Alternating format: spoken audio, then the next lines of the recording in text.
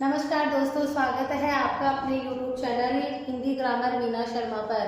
दोस्तों, हमारी जो हिंदी व्याकरण की जो हमारी श्रृंखला चल रही थी, उस श्रृंखला के अंदर हमने संज्ञा प्रकरण पूरा कर लिया है। उसके बाद में हमने सर्वनाम प्रकरण पूरा कर लिया।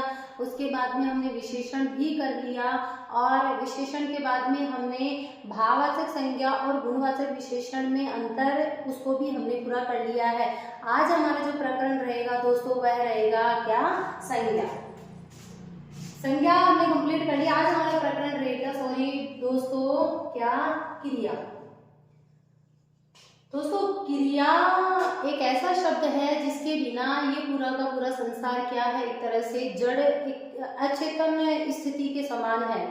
क्रिया के बिना ये संसार हमारा अधूरा रहेगा। क्यों? क्योंकि जब तक हम काम नहीं करेंगे, कोई वर्क नहीं करेंगे, जब तक क्या रहेगी हमारे शरीर के अंदर, हमारे जीवन के अंदर क्या रहेगी? नीरसता रहेगी। यानी क्रिया की अगर हम बात करें तो हमारा काम का करना, जो भी हम काम करते हैं, जो भी काम हो रहा है, उसको ही हम क्या कहते हैं? क्रिया। किसी काम को करना या होना ही हमारी क्रिया कहलाती है। तो इसकी सबसे पहले हम सीधी सीधी परिभाषा बचपन से पढ़ते आ रहे हैं, वो परिभाषा हम देख लेते हैं कि क्रिया क्या होती है। किसी कार्य का करना या होना क्रिया कहलाती है। किसी कार्य का होना या करना ही हमारी क्या कहलाती है? क्रिया कहलाती है।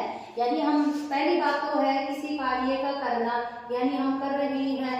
दूसरी बात क्या है कि किसी कार्य का होना, यानी दो कंडीशन हमें दिखाई देती है क्रिया को पहचानने में कि या तो कोई काम हो रहा है या किसी काम को कर रहे हैं, वो हमारी क्या कहलाती है? क्रिया कहलाती है। जैसे हम बात करें, जैसे हम बात करें हमारी, जैसे हम कह सकते हैं पढ़ना, लिखना, जैसे मैं लिख रही हूँ, आप पढ़ रहे हैं। खेलना, चलना, रोना, जाना, आना, खाना इत्यादि हमारी जो ये क्रियाएं हैं, जिनको हम रोजमर्रा के अंदर काम करते हैं, ये भी सभी क्रियाएं हमारी क्या है? क्रिया है। पढ़ना, हम पढ़ रहे हैं, क्रिया कर रहे हैं। लिखना, हम लिख रहे हैं, लिखने की क्रिया कर रहे हैं। खेलना, हम खेल रहे हैं तो क्रिया हो रही है। चल भी रहे हैं तो भाई हमारे पैरों से हमारी क्रिया हो रही है। रो भी रहे हैं तो आंखों में से आंसू निकल रहे हैं। मुंह के जो भाव है वो अलग अलग तरीके से हो रहे हैं, जाना में भी और आना में भी और खाना में भी। कुल मिला के हम जो भी काम करते हैं वही हमारे सब क्या कहलाती है? क्रिया कहलाती है। दोस्तों, इसके अलावा हम देखते हैं कि एक और क्रिया के साथ साथ एक और जो शब्द चलता है उसको कहते हैं हम क्या? धातु। यानी हम धातु की बात करते हैं तो संस्कृत व्याकरण में अगर हम धातु की बात करते हैं तो ऐसे कहते हैं ना कि मूल धातु के जब हम ना लगा देते हैं तो क्रिया का निर्माण हो जाता है। तो दोस्तों, आपको भी समझ में आ गया होगा कि हमने ना लगाया है, सबके आगे हमने क्या लगाया है? ना लगाया है। तो इसका मतलब क्या हुआ कि ना से पहले जो हमारा एक छोटा सा पद बच रहा है वही हमारी क्या कहलाती है? धातु कहलाती है। जैसे पढ़ना में से हमारी क्या हो जाएगी? पढ़ धातु हो जाएगी। लिखना में से हमारी लिख धातु हो जाएगी। खेलना में से हमारी खेल धातु हो जाएगी। चलना में से हमारी चल धातु हो जाएगी। रोना में से हमारी रो धातु हो जाएगी। जाना में से जा हो जाएगी। आना में से आ हो जाएगी और खाना में से खा हो जाएगी। तो अगर हमारे सामने प्रश्न आ जाए, कोई भी हमारे को एक क्रिया शब्द दे दे और उसमें से पूछ ले कि भाई इस क्रिया शब्द में से मूल धातु छाटो, तो आपको पता चल जाएगा कि क्रिया बनाने के लिए, मूल धातु में क्रिया बनाने के लिए हम किसका प्रयोग करते हैं? ना जोड़ते हैं। और ना को हटाने के बाद में जो हमारा पद बचता है वो हमारी क्या कहलाती है? क्रिया कहलाती है। तो दोस्तों, आपको क्रिया के बारे में समझ में आ गया होगा कि किसी कार्य का करना होना क्रिया कहलाती है। ये तो हमने क्या देख लिया? एक शब्द देख ले।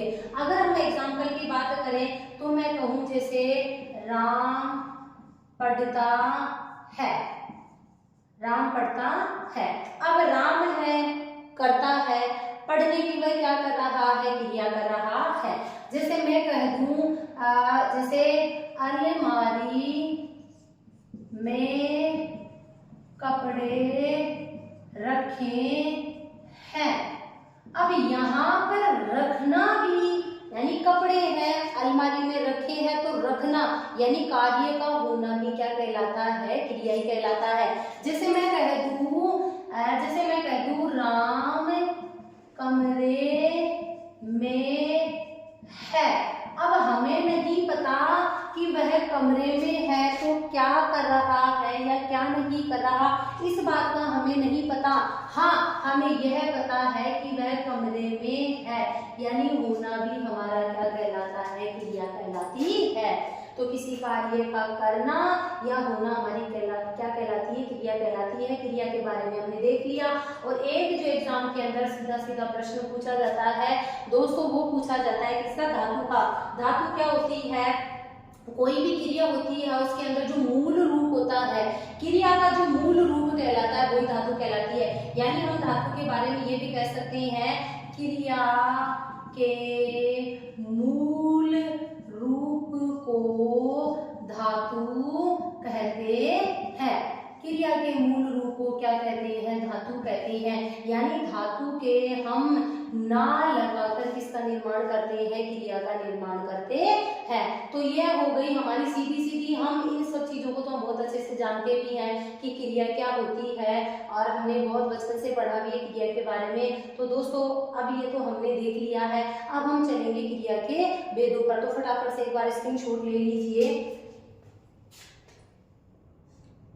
आगे चलते हैं हम क्रिया के भेदों के बारे में। क्रिया के भेदों के बारे में हम जानते हैं कि क्रिया के अनेक प्रकार से भेद बताए गए हैं। उत्पत्ति के आधार पर, व्युत्पत्ति के आधार पर, संरचना के आधार पर, कर्म के आधार पर अनेक भेद बताए गए हैं। आज जो हम क्रिया का भेद पढ़ेंगे दोस्तों, वो पढ़ेंगे क्रिया के जो प्रकार है, यानी जो क्रिया के जो प्रकार है उसमें से जो हमारा पहला प्रकार है वो हम पढ़ेंगे क्या? कर्म के आधार पर। कर्म के आधार पर क्रिया के मुख्य रूप से दो भेद होते हैं। कर्म के आधार पर अगर हम बात करते हैं तो क्रिया के मुख्य रूप से कितने भेद होते हैं? दो भेद होते हैं। दो भेदों की अगर हम बात करते हैं, ये हमारे क्रिया कर्म के आधार पर, मैंने कहा आपको दोस्तों कि क्रिया के प्रकार अलग अलग होते हैं, जिसमें से हमारा जो पहला होगा वो होगा किसके आधार पर? कर्म के आधार पर। कर्म के आधार पर अगर हम क्रिया के भेदों की बात करते हैं तो दो भेद होते हैं। पहला और ये भाई हमारा कौन सा? दूसरा। सबसे पहले अगर हम भेद की बात करते हैं तो वो होता है हमारा क्या? सकर्मक क्रिया। और दूसरे भेद की अगर हम बात करते हैं दोस्तों तो दूसरा भेद होता है हमारा क्या? अकर्मक क्रिया। पहला भेद होता है हमारा क्या? सकर्मक क्रिया, और दूसरा भेद होता है दोस्तों हमारा अकर्मक क्रिया। अब इनको याद करने की तो हमें जरूरत ही नहीं, क्योंकि हम बचपन से पढ़ रहे हैं। 6, 7, 8, 9, 10 हमने छोटी क्लासों में बहुत अच्छे से पढ़ा है कि भाई क्रिया कर्म के आधार पर क्रिया के मुख्य रूप से कितने भेद होते हैं? दो भेद होते हैं। एक होता है हमारा सकर्मक क्रिया, दूसरा होता है हमारा अकर्मक क्रिया। अब इनकी परिभाषाओं को जानने से पहले हम इस शब्द के अंदर से ही इसका मतलब जान लेते हैं कि भाई सकर्मक क्रिया कौन सी होती है और अकर्मक क्रिया कौन सी होती है। ये चीज हम देख लेते हैं। तो जैसे हम बात करते हैं स का मतलब अगर हम बात करें तो इसका मतलब होता है साथ। कर्म की बात करते हैं तो वो होता है हमारा क्या? कर्म। इधर अ की बात करते हैं तो अ हमारा यहाँ पर नहीं के लिए काम आ रहा है, और कर्म की बात करते हैं तो वहां पर होती है किसकी बात? कर्म की बात होती है। यानी हमें परिभाषा बनाने की जरूरत ही नहीं है, हमें लिखने की जरूरत ही नहीं है। हम सिर्फ समझेंगे और समझने के बाद में हम अपने आप से परिभाषा बना सकते हैं। हम परिभाषा नहीं बना सकते कि जिस वाक्य में कर्म के क्रिया के साथ कर्म हो वो हमारी कहलाती है सकर्मक क्रिया, और जिस वाक्य में क्रिया के साथ कर्म नहीं करता कि रहता हो वो हमारी क्या कहलाती है? अकर्मक क्रिया, यानी स यानी साथ, कर्म यानी कर्म हो, और अ यानी नहीं, कर्म यानी कर्म नहीं हो, वो हमारी कहलाती है क्या? अकर्मक क्रिया। हम थोड़े से एग्जाम्पल देखेंगे, उसके बाद में आप अपने आप पहचान लेंगे। जैसे हम एग्जाम्पल की बात करें तो मैं कहूँ जैसे माताजी भोजन बनाती है, सरोज नाटक देखती है, राम अखबार पढ़ता है, वासुदेव चित्र बनाता है। जैसे माताजी खाना खा रही हैं तो हम ऐसे भी तो कह सकते हैं, बच्चे खाना खा रहे हैं।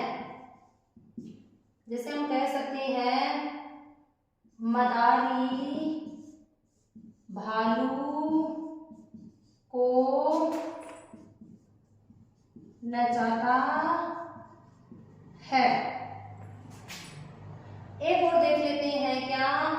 माँ बच्चे को सुलाती है। दोस्तों, एक बार ढंग से आप सकर्मक क्रिया और अकर्मक क्रिया के इन वाक्यों को देखना। इन वाक्यों को देखने के बाद आप अपने आप से पहचान कर लेंगे कि कौन से वाक्य में हमारी क्रिया सकर्मक है और कौन से वाक्य में हमारी क्रिया अकर्मक है। हम बहुत अच्छे से एक बार सबसे पहले हम क्या कर लेते हैं दोस्तों, इनके वाक्य देख लेते हैं। जैसे भोजन, मैं कहती हूँ यहाँ पर बालक रोता है, घोड़ा तेज दौड़ता है, राम इस विद्यालय में पढ़ता है, नदी बहती है, पक्षी उड़ते हैं। बहुत सारे एग्जाम्पल है। सिर्फ इतने से एग्जाम्पलों के माध्यम से, इतने से वाक्य प्रयोग के माध्यम से हम सकर्मक क्रिया और अकर्मक क्रिया में पहचान करने की कोशिश करेंगे। तो दोस्तों, आपने सकर्मक क्रिया यानी मैंने आपको परिभाषा तो बता दी है कि जिसमें क्रिया के साथ कर्म हो और जिसमें क्रिया के साथ कर्म नहीं होगा तो क्या होगा? इसमें सिर्फ क्या होगा? कर्ता होगा और प्लस क्रिया होगी। बीच बीच में कारक चिन्ह भी आएंगे, आने को तो कारक तो आएंगे, लेकिन क्या नहीं आएगा? हमारे कर्म कारक नहीं आएगा। कारक हमारे सारे आएंगे, लेकिन कौन सा कारक नहीं आएगा? कर्म कारक नहीं आएगा। यहाँ पर क्रिया में हमारा कर्म कारक आएगा, यानी कर्ता भी रहेगा, कर्म भी रहेगी और क्या रहेगी? क्रिया भी रहेगी। तो दोस्तों, अगर मैं क्रिया को पहचानने की एक आसान सा तरीका, एक जिसको हम ट्रिक कह सकते हैं, पहचान का तरीका कह सकते हैं, अगर मैं वह आपको बता दूं और उसके माध्यम से आप स्वयं उन शब्दों को लगा कर सकर्मक क्रिया और अकर्मक क्रिया की पहचान कर सकते हैं। यानी मैं पहचान की बात करूं तो क्रिया से, पहचान की बात करूं तो क्रिया से क्या और किसको, क्या और किसको से प्रश्न करो, क्या और किसको से प्रश्न करें। अगर उत्तर आता है तो क्रिया हो जाएगी हमारी सकर्मक। दोस्तों, मैंने आपको बताया है कि सकर्मक क्रिया किसे कहते हैं, क्योंकि एग्जाम के अंदर मुख्य रूप से अगर प्रश्न आता है तो वो यही आता है, हमारे सामने एक सेंटेंस दे देता है, एक वाक्य दे देता है, बोलता है कि इसमें कौन सी क्रिया है, निम्नलिखित वाक्य में कौन सी क्रिया है या फिर कौन सी क्रिया नहीं है, या फिर ऐसे पूछेगा निम्नलिखित वाक्य में सकर्मक क्रिया कौन सी है या फिर अकर्मक क्रिया कौन सी है। इस तरह से प्रश्न पूछे जाते हैं। तो हमें सिर्फ क्या करना है, जैसे मैंने आपको विशेषण में भी बताया था, विशेषण के अंदर भी मैंने बताया था कि विशेषण को किस प्रकार से हम पहचान कर सकते हैं, विशेषण की भेदों की हम किस प्रकार से पहचान कर सकते हैं। उसी प्रकार क्रिया के अंदर मैं बता रही हूँ, सिर्फ क्या किसको से प्रश्न करके देखो। अगर तुम्हारा उत्तर आ जाता है तो हमारी क्रिया होगी क्या, सकर्मक। अगर उत्तर नहीं आता है तो हमारी क्रिया क्या होगी, अकर्मक। अब दोस्तों हम चलते हैं, हमारा जो पहला सेंटेंस था, पहला वाक्य था, वो क्या था, माताजी भोजन बनाती है। अब बनाना क्रिया है। अब इस बनाने से हम पूछते हैं, यहाँ से हमने पूछा क्या बनाती है, क्या बनाती है, तो हमें उत्तर मिल गया क्या, भोजन। यानी हमारी क्रिया कौन सी हो गई, सकर्मक। दूसरे क्वेश्चन, आप अपने आप, अब तो आपको मेरी भी जरूरत नहीं है, आप इस पहचान के माध्यम से आप सकर्मक क्रिया और अकर्मक क्रिया की स्वयं पहचान कर सकते हैं। दूसरा हमारा वाक्य है, सरोज नाटक देखती है। भाई माता जी थी, बेचारी खाना बना रही थी और उनकी बेटी थी सरोज थी, वो बेटी सीरियल देख रही थी टीवी पे। तो हमने क्वेश्चन किया क्या देखती है, उत्तर मिल गया भाई नाटक देखती है, नाटक देखती है। तो क्या से हमें उत्तर आ गया, नाटक आ गया, यानी हमारी क्रिया कौन सी हो गई, सकर्मक। राम अखबार पढ़ता है, भाई क्या पढ़ता है, अखबार पढ़ता है, अखबार पढ़ता है, क्रिया आ गई क्या, पढ़ता, अखबार पढ़ता है। राम चित्र बनाता है, क्या बनाता है, भाई चित्र बनाता है, चित्र बनाता है, क्या बनाता है, उत्तर आ रहा है। तो क्रिया हो क्या हो गई हमारी, सकर्मक हो गई। बच्चे खाना खा रहे हैं, क्या खा रहे हैं, भाई खाना खा रहे हैं, और तो क्या खाएंगे बच्चे, खाना खा रहे हैं, खाना खा रहे हैं, क्या खा रहे हैं, आ गया आंसर। तो हमारी क्रिया क्या हो गई, सकर्मक। उसके बाद में हम कहते हैं मदारी भालू को नचाता है, क्या नचाता है, उत्तर नहीं आया। मदारी भालू को नचाता है, क्या नचाता है, उत्तर नहीं आया। लेकिन दोस्तों मैंने ये भी तो कहा था कि क्या और किसको से प्रश्न करके देखना। एक तो क्या से प्रश्न करके देखना है, एक किसको से प्रश्न करके देखना है। क्या से आंसर नहीं आ रहा, उत्तर नहीं आ रहा, तो किसको से करके देखो। चलो भाई हम किसको से करके देखते हैं। मदारी भालू को नचाता है, किसको नचाता है, भालू को नचाता है, तो उत्तर आ गया। यानी ये भी हमारा क्या हो गया, सकर्मक क्रिया हो गई। माँ बच्चों को सुलाती है, किसको सुलाती है, भाई बच्चों को सुलाती है, तो ये उत्तर आ गया। यानी ये सारे के सारे वाक्य हम खुद से इनकी पहचान कर सकते हैं, हमारे किसके हो गए, सकर्मक क्रिया के। उसके बाद में आकर्मक क्रिया की पहचान के लिए हमारी रोता क्रिया है। हम कहते हैं भाई बालक रोता है, भाई क्या रोता है, क्या रोता है, हमें क्या पता क्या रोता है, उत्तर नहीं आया। क्या से उत्तर नहीं आया, चलो भाई हम किसको से करके देखते हैं।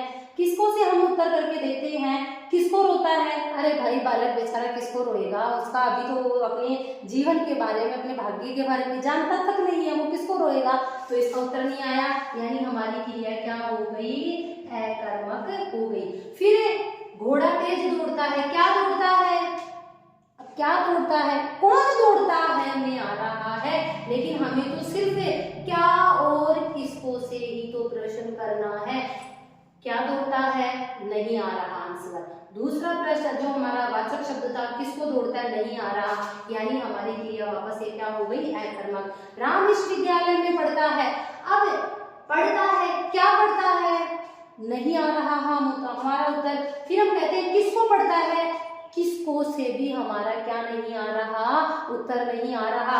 कभी कभी बच्चों आपको देखते ऐसे लगता है कि भाई विद्यालय आ गया, तो ऐसा लगता है कि देखो कर्म का मतलब जैसे इधर भोजन है, इधर नाटक है, इधर अखबार है, इधर चित्र है, इधर भालू है, इधर बच्चे हैं, तो विद्यालय भी भाई कोई चीज जगह तो है ही ना, इसका मतलब विद्यालय हो सकता है। नहीं बच्चों, हमें सिर्फ क्या और किसको से प्रश्न करके देखना है। अगर क्या किसको से प्रश्न में अगर हमारा उत्तर आ जाता है तो क्रिया सकर्मक है, नहीं आता तो क्रिया हमारी क्या हो जाएगी, अकर्मक हो जाएगी। विद्यालय में मैंने कहा ना कि अकर्मक क्रिया में हमें कारक चिन्ह देखने को मिल सकते हैं। यहाँ पर हम कारक चिन्हों की बात करते हैं तो विद्यालय में अधिकरण कारक हो गया, स्थान और समय के लिए अधिकरण आता ही है, तो यहाँ पर अधिकरण कारक है, कर्म कारक नहीं है। और जहाँ पर कर्म कारक होगा वहां पर क्रिया क्या होगी, सकर्मक। तो इसमें भी क्या होगी, अकर्मक क्रिया।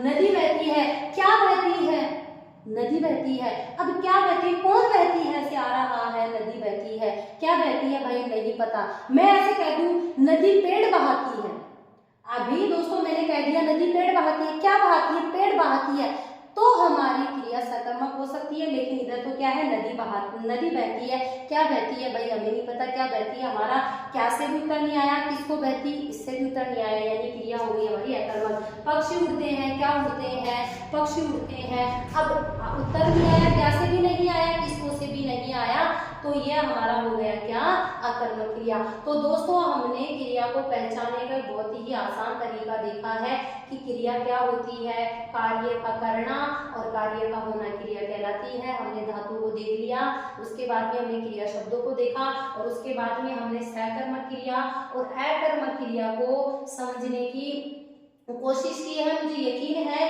कि इसके माध्यम से आपके मन में जितने भी ऐसे अगर कोई वाक्य आ रहे हैं तो उन वाक्यों को क्या और किसको से निकाल के देखना।